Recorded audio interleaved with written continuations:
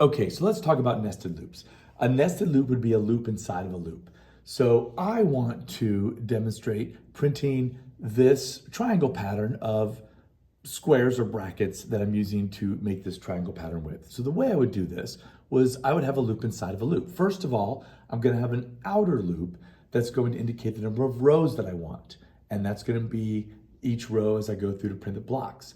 And then I need to make the blocks for each row, and that's going to be another loop. So my outer loop is I equals 1, I less than 5. We're going to make 5 rows. And then for this second loop here, j equals 1, j less than or equal to I. So when I is 1, j is going to loop once.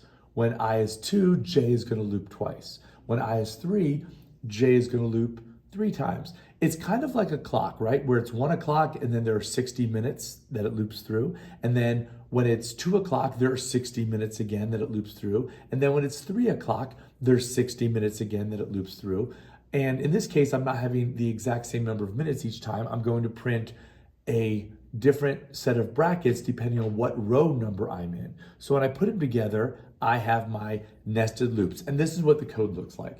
So I'm going to print n number of rows. In this case, it was 5 rows. And then on each row, I'm going to print I number of brackets.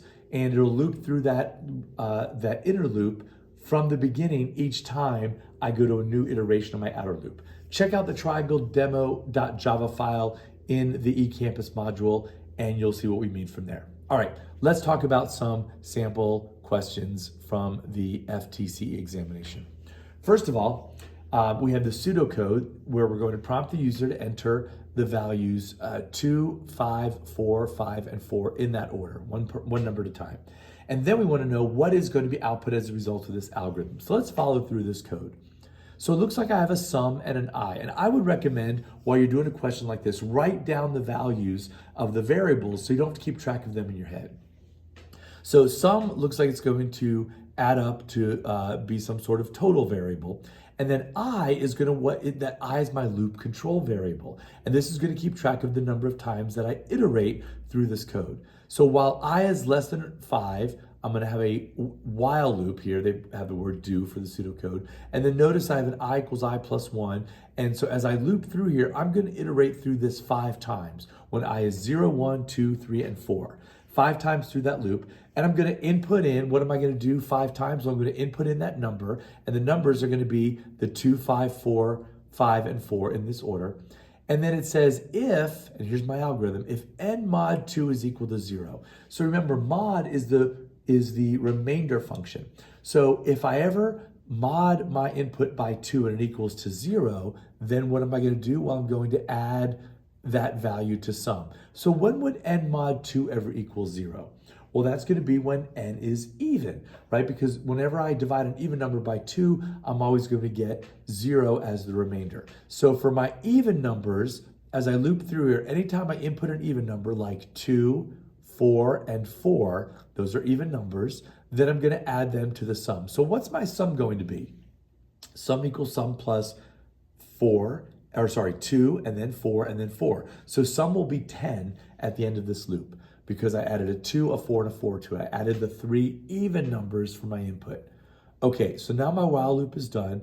Now what's going to happen? Well, if you'll notice down here, I've got an average total, which is going to be sum divided by I. Well, I is 5 because remember that was my loop control variable. So sum divided by I, 10 divided by 5. What's 10 divided by I going to be? It's going to be 2, and that's what I print out here. All right, so in CS Awesome, Unit 4 is where we find all about our iteration or loops. 4.1 and 4.2 specifically talk about the while loops and the for loops.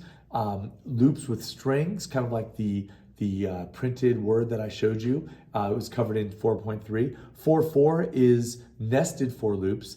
And then 4.6 is going to be our unit summary. And then I would recommend checking out some of those first 4. And then, of course, don't forget the multiple choice problems at the end, very similar to what you'll see on the certification test. Okay, for our project, we already mentioned the project from CS Awesome, which was the Magic 8 Ball. Here, we're going to do a blast off. So if you look at the code in Java, in you look at the countdown.java file, download that, open it in JGrasp. It's going to asks the user for a number.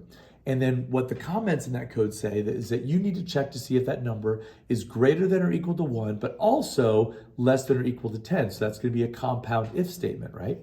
If it is in the correct range, you should have a loop that prints a countdown from that number to 0. So it's going to be an I minus minus, right? A countdown, and then prints blast off.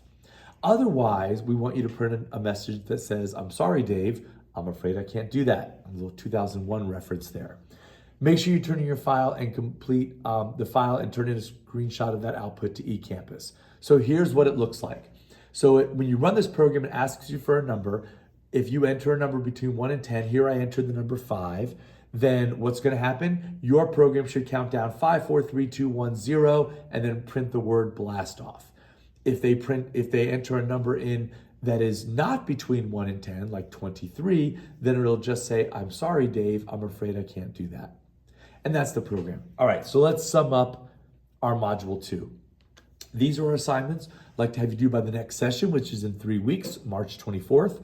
I would recommend going through CS Awesome Units 3 and 4, especially the multiple choice questions. Look at some of the topics in study.com that we mentioned as well. And then, of course, download the sample files, such as the print letters and the triangle with the nested loops, and look at how they work. Also, Earthquake is in there as well. So you can download those files and see how they work in JGrasp. Then you have the 2 assignments. We have the Programming Challenge Magic 8 Ball. You want to screenshot and submit that to eCampus. That involves a selection of if statements that mimics the Magic 8 Ball that we talked about. Then, of course, the countdown.java that I just mentioned, complete that and submit that to eCampus as well. And then finally, take the Module 2 quiz in eCampus and make sure you score that at 80% or better. If you don't get it 80% or better on your first try, take it again. You can take it as many times as needed. As always, if you have any questions or concerns whatsoever, please do not hesitate to get in touch with me. I'll be happy to talk to you individually and talk about what you need to do in order to be successful to complete this module. All right, thank you so much, and we will see you after spring break on Monday, March 24th at 6 p.m.